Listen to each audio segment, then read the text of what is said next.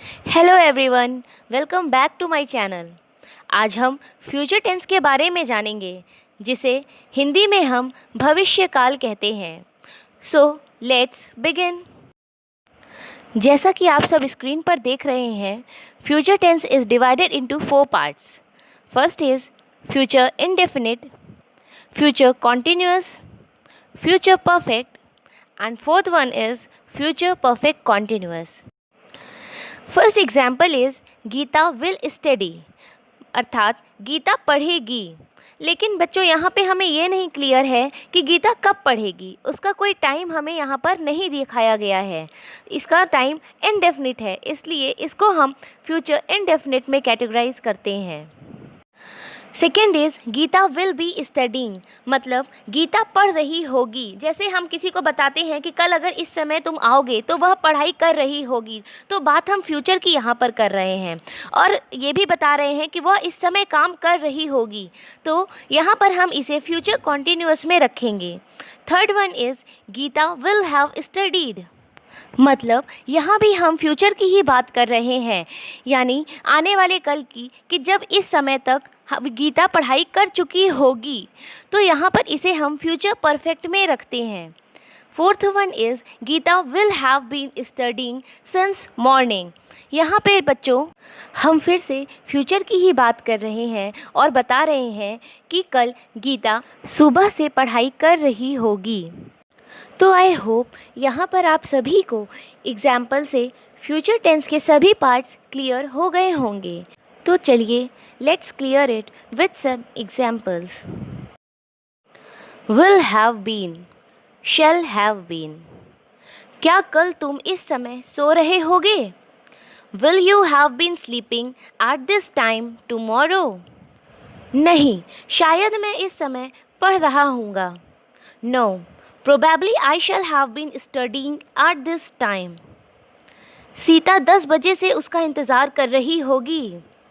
Sita will have been waiting for her since 10 o'clock. हम 2 दिन से लिख रहे होंगे।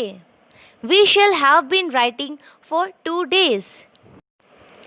यहाँ पर आप सभी को यह चीज़ क्लियर कर दूँ कि ये सभी एग्जाम्पल फ्यूचर परफेक्ट कॉन्टिन्यूअस के हैं, क्योंकि ये सभी एग्जाम्पल में हमें समय का भी पता है और यह भी पता चल रहा है कि ये सभी काम चल रहे होंगे फ्यूचर में। Will, shall. क्या तुम शुक्रवार को संजय से मिलोगे?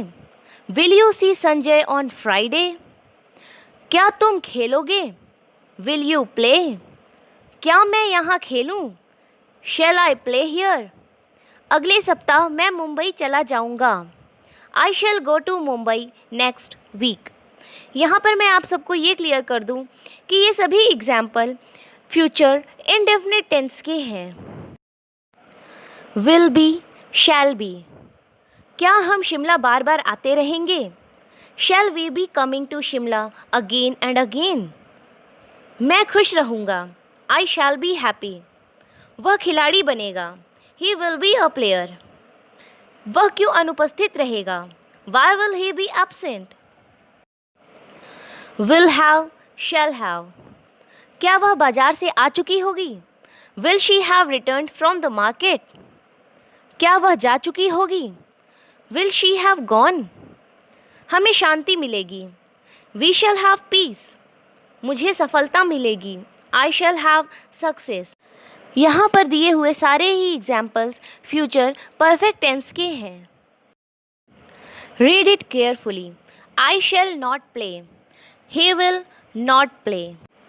यहाँ पर मैं शैल और विल में एक चीज़ क्लियर कर दूँ कि विल का यूज़ हम किसी भी सेकंड या थर्ड पर्सन के लिए करते हैं। जब हम कभी किसी ही, शी, दे, इट के बारे में बात करते हैं तो हम हमेशा विल वर्ड का यूज़ करते हैं। वहीं शैल वर्ड का यूज़ हम हमेशा फर्स्ट पर्सन के लिए करते हैं। फर्स्ट पर्सन में बच्चों हम जैसे आई या वी शब्द लगाते हैं, लेकिन जब हम अपनी किसी बात को बहुत ज़ोर देकर बोलते हैं तब हम आई के साथ विल और अदर पर्सन के साथ शैल का यूज़ कर सकते हैं। जैसे आप थर्ड और फोर्थ एग्जाम्पल में देख रहे हैं, I will not play tomorrow, मतलब मैंने कल न खेलने का निश्चय किया है। इसका मतलब यह है कि मैं कल बिल्कुल भी नहीं खेलूँगा। सेकेंड एग्जाम्पल है, यू शैल नॉट रिटर्न, तुम कल बिल्कुल भी नहीं लौटोगे। तो ये दोनों बातों को हम बहुत जोर देकर बोल रहे हैं। तो ऐसी कंडीशन में हम आई के साथ या वी के साथ विल और अदर पर्सन यानी यू, दे के साथ शैल का यूज़ कर सकते हैं। तो आई थिंक अब आप सभी को विल और शैल की कन्फ्यूज़न दूर हो गई होगी और इसका यूज़ हम कहाँ करते हैं यह भी पता चल गया होगा। चलिए कुछ और एग्जाम्पल से हम इसको क्लियर करते हैं। राम पढ़ेगा, राम विल रीड। राम यहाँ पे थर्ड पर्सन है, यानी हम किसी और के बारे में बात कर रहे हैं। तो यहाँ राम के साथ हमने विल का यूज़ किया है। यहाँ हम अपनी बात में बहुत ज़्यादा जोर भी नहीं दे रहे हैं, बस सिंपली एक शब्द, एक वाक्य कह रहे हैं, राम पढ़ेगा। दूसरा आता है तुम काम करोगे, मतलब यू विल वर्क। यहाँ भी थर्ड पर्सन के साथ ही हमने विल का यूज़ किया है। हम लोग शिमला जाएंगे, we shall go to Shimla. यहाँ पर हम अपनी बात कर रहे हैं तो हम यहाँ पर शैल लगा सकते हैं, we shall go to Shimla.